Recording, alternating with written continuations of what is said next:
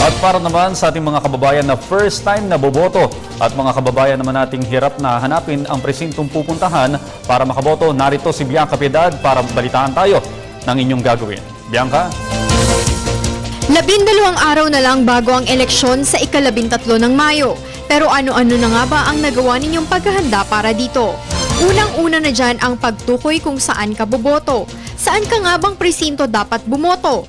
Madali na yan sa pagkakataong ito dahil maaari mo nang malaman ang status ng iyong Voter Registration Record o VRR nang hindi nagtutungo sa local COMELEC office sa pamamagitan lang ng isang click sa iyong computer. Bisitahin lang ang website ng Commission on Elections na comelec.gov.ph at makikita mo na ang mga kinakailangang impormasyon patungkol sa halalan.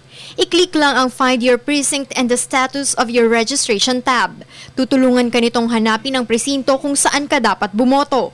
Kailangan mo lang punan ang Precinct Finder form ng iyong buong pangalan at petsa ng kapanganakan. Sa pagkakataon naman na may encoding error o pagkakamali ang COMELEC sa nakalagay na impormasyon tungkol sa iyo, lalo na yung may mga junior, senior, the second, the third, the fourth at iba pa, mangyari lang na subukan ng iba't ibang variation gamit ito.